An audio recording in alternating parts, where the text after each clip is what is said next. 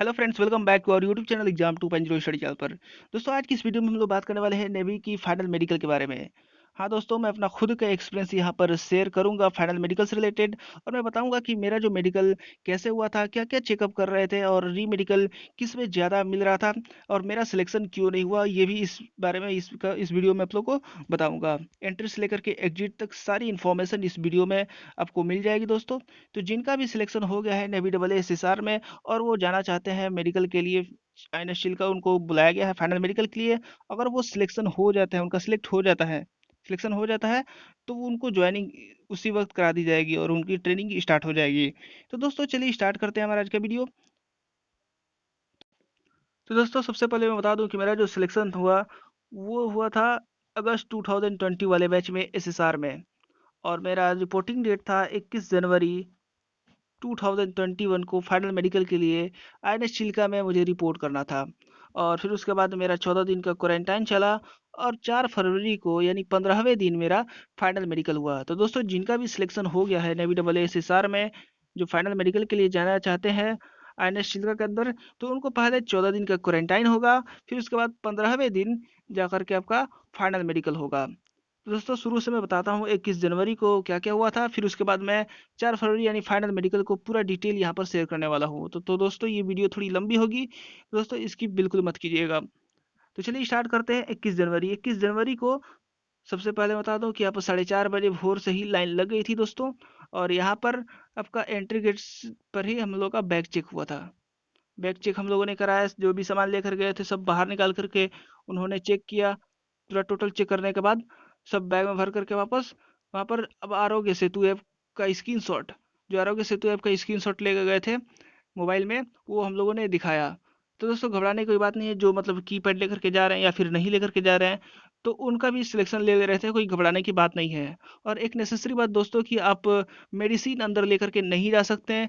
Medicine आप लोग कोशिश कीजिएगा कि नहीं लेकर के जाएं, क्योंकि प्रोहिबिटेड थी पूरी तरह से। बैग चेक करने के दौरान वो मेडिसिन निकाल करके फेंक दे रहे थे। और उसके बाद क्या हुआ कि डॉक्यूमेंट चेक हुआ। क्या हुआ दोस्तों, डॉक्यूमेंट चेक हुआ, तो जो जो भी डॉक्यूमेंट वो लोग मांगे थे तो हम लोगों ने लेकर के गया, वो सब डॉक्यूमेंट हम लोग का चेक हुआ। फिर उसके बाद हम लोग को एंट्री हुई INS चिल्का के अंदर। तो दोस्तों फिर हम लोग की एंट्री हुई INS चिल्का के अंदर। तो INS चिल्का के अंदर हम लोग को एंट्री हुई और वहाँ पर हम लोग को हैंड सैनिटाइजर दिया गया। फिर उसके बाद फेस शील्ड दिया गया। और फेस शील्ड देने के बाद हम लोग को एक रूम में मतलब शिफ्ट कर दिया गया, एक बिल्डिंग में, एक रूम के अंदर। तो हम लोग को शिफ्ट कर दिया गया, वहीं पर हम लोग 14 दिन क्वारंटाइन रहे। मतलब वहाँ पर सब कुछ क्रियाकलाप जो करा रहे थे वो नेवी वाले, सब हम लोग रोज करते थे। और फिर उसके बाद हम लोग का 15वें दिन हम लोग का फाइनल मेडिकल हुआ। मेरा भी फाइनल मेडिकल 4 फरवरी को हुआ वहाँ पर। तो 206 कैंडिडेट थे। तो 206 कैंडिडेट वहाँ पर गए थे फाइनल मेडिकल के दिन। सुबह में 4:30 बजे, उठना है दोस्तों। और हम लोग भी उठे थे, बस से जाकर के हम लोग को फाइनल मेडिकल के ग्राउंड में हम लोग को लेकर के जाया गया। फिर उस वहाँ पर हम लोग को डॉक्यूमेंट चेक हुआ। फिर यहाँ पर भी डॉक्यूमेंट अच्छी तरीके से यहाँ पर चेक किए गए। और उसके बाद फाइनल में हम लोग को चेस्ट नंबर दिया गया। चेस्ट नंबर दे करके हम लोग को 10-10 ग्रुप बना करके एक एक बेंच, मतलब वहाँ पर करीब मेडिकल जो ऑफिसर थे वो करीब मतलब 7-8 मतलब ऑफिसर थे बेंच लगा करके। तो हर एक बेंच पे मतलब 10-10 बच्चे जा रहे थे। तो हम लोग भी 10-10 बच्चे गए थे। तो सबसे पहले जो चेक हुआ था, सबसे पहला जो टेस्ट हुआ मेडिकल में, वो आई टेस्ट हुआ। तो आई 3 प्रकार के टेस्ट हुए हैं। सबसे पहला जो टेस्ट हुआ वो हुआ कलर टेस्ट। कलर को पहचानने के लिए हम लोग को टेस्ट हुआ। तो उसमें दे दिया गया था, एक बुक दिया गया था जिसमें मतलब अलग अलग प्रकार के रंग थे और एक ही रंग में नंबर लिखे हुए थे, एक रंग में।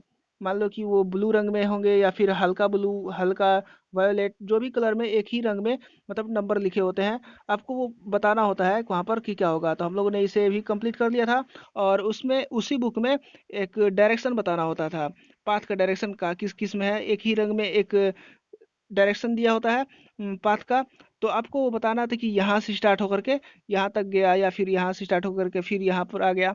तो आपको बताना होता है उस कलर में देख करके, आपको उस बुक में देख करके बताना होता है। तो हम लोगों ने भी इस कलर टेस्ट पास कर लिया। फिर उसके बाद आई का दूसरा जो कलर टेस्ट था, सॉरी दूसरा जो टेस्ट था वो था रीडिंग टेस्ट। आई का ही दूसरा टेस्ट था रीडिंग टेस्ट। तो रीडिंग टेस्ट में क्या होता है कि मतलब एक पेज दे दिया जाएगा, उसमें S1 S2 S3 S4 S5 S6 का पैराग्राफ दिया होगा। मतलब पैराग्राफ 6 पैराग्राफ दिए होंगे और उसमें से S6 पैराग्राफ आपको पढ़वाया जाएगा। तो आपको लगभग 25 से 30 सेंटीमीटर की दूरी रख करके आपको एक आंख बंद करके आपको पढ़ना होगा। ये बारी बारी से एक एक आंख बंद करके आपको पढ़ना होगा। फिर उसके बाद हम लोग का टेस्ट हुआ, वो हुआ आई का डिस्टेंट वाला टेस्ट। मतलब आई का ही हुआ, वो दूर रख करके मतलब आपको दिखाया गया ABCD मतलब लिखा होगा इधर उधर करके। तो आपको पढ़ाया जाता है कि मतलब क्या क्या लिखा है। तो फिर उसके बाद आपको उसी में बताया गया था कि ये जो जो चित्र है वो बताया कि किस ओर मतलब खुला हुआ है, इसका मुंह किधर हुआ खुला है, अप है कि डाउन है कि राइट है कि लेफ्ट है। तो ऐसा सब थे। और फिर उसके बाद कुछ पॉइंट वाले भी थे कि बताया था कि मतलब एक बॉक्स में कितने पॉइंट है वो बताइए, 4 पॉइंट, 5 पॉइंट, 3 पॉइंट, 2 पॉइंट, वो सब बताना था आपको। तो हम लोगों ने भी इसको भी क्लियर कर लिया आई वाला। और फिर उसके बाद ईयर का टेस्ट हुआ आप लोग का। क्या हुआ दोस्तों, ईयर का टेस्ट। तो ईयर के टेस्ट में क्या था, तो उन्होंने सबसे पहले स्कोप लगा के टेस्ट किए, देखे कि कोई ईयर वैक्स तो नहीं है या फिर पर्दे में छेद तो नहीं है। तो ये सब जो टेस्ट उन लोगों ने किए। और फिर उसके बाद ईयर टेस्ट में हियरिंग हुआ, दूसरा ईयर टेस्ट हुआ हियरिंग का। तो लगभग 12 से 15 स्टेप मतलब दूर रख करके वो लोग बोल रहे थे, कुछ नंबर बोल रहे थे, जैसे 12 13 14 15। वो अपने हिसाब से कम बेसी कर करके वो लोग बोल रहे थे और आपको लाउडली बताना होता है। तो हम लोगों ने भी बताया, उसे भी क्लियर कर लिया दोस्तों। और दोस्तों यहाँ पर ये हुआ कि ईयर में बहुत ज़्यादा छाट रहे थे, तो आप लोगों को सावधानी से बरतनी है दोस्तों कि आपको जाने से पहले, जब आप लोग को रिपोर्टिंग है, जब 2 3 दिन पहले निकलेंगे उससे एक दिन पहले का आप लोग ईयर वैक्स क्लियर करा लेंगे। अगर ईयर वैक्स आपके कान में होता है तो आपको री मेडिकल मिलने की संभावना ज़्यादा हो सकती है दोस्तों, क्योंकि यहाँ पर हम लोगों के टाइम पर ईयर से प्रॉब्लम बहुत ज़्यादा मिले थे। किसी के ईयर में, मिडिल ईयर में इन्फेक्शन था। तो इसमें सब जो भी इन्फेक्शन था तो उनको सब री मेडिकल जल्दी दे दे रहे थे। अगला टेस्ट है दोस्तों, वो है हमारा टीथ टेस्ट। मतलब टीथ का टेस्ट हुआ, मतलब का दांत का टेस्ट हुआ। और दांत के टेस्ट में ये था कि वो लोग चेक कर रहे थे कोई खोड़ला वोड़ला तो नहीं है, किसी का दांत खराब वराब तो नहीं है। दोस्तों जिसका भी खराब हो वो भरवा लीजिएगा। और फिर उसके बाद वो लोग देख रहे थे, गिनती कर रहे थे कि आपका कितने दांत है। तो लगभग मेरा 28 दांत था, तो उसको 18 पॉइंट दिए थे हमको। 18 पॉइंट दिए थे। किसी का 30 दांत था तो उसको भी 18 पॉइंट दिए थे। वो अपने हिसाब से पॉइंट दे देते हैं। तो यहाँ पर लगभग सबका क्लियर हो जाता है दोस्तों, घबराने की कोई बात नहीं है। और इसमें ये था कि दांत जो किसी किसी का ज़्यादा अंदर की तरफ झुका होता है, ज़्यादा अंदर की तरफ झुका होता है, और किसी किसी का बाहर की तरफ निकला होता है। तो वो उनमें रीमेडिकल देने का उनकी संभावना ज़्यादा बढ़ जाती है दोस्तों, उनको रीमेडिकल मिल जाएगा जिनका मतलब आगे पीछे है। और आगे पीछे वाला भी यहाँ पर रीमेडिकल मिल रहा था। लेकिन अगर पूरा आगे पीछे है तब तो रीमेडिकल मिलेगा, लेकिन अगर एक आध दो आगे पीछे है तब तो कोई बात नहीं है। मेरा खुद जो है वो 2 आगे पीछे था, तो रीमेडिकल उन लोगों ने नहीं दिया, वो क्लियर कर लिए। और अगला टेस्ट है दोस्तों, वो है नोज का टेस्ट, यानी नाक का टेस्ट। तो नाक का टेस्ट में मतलब क्या था, नाक के टेस्ट में था दोस्तों वो डीएनएस। डीएनएस चेक कर रहे थे दोस्तों।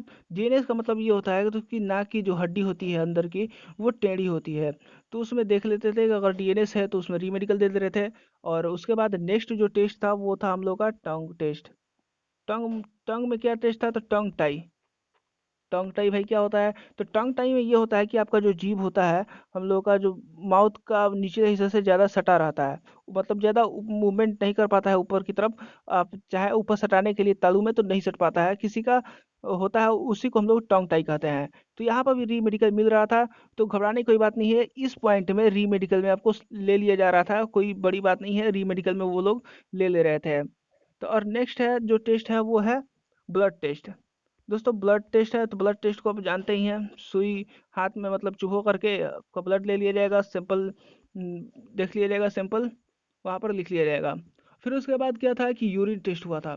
यूरिन टेस्ट कैसे होता है दोस्तों, तो आपको एक मतलब डिब्बे में छोटे में जा करके लाना होता है यूरिन, और वहाँ पर एक स्ट्रिप डालते हैं। और फिर उसके बाद अंदर मतलब जा कर के डस्टबिन में फेंक देते हैं।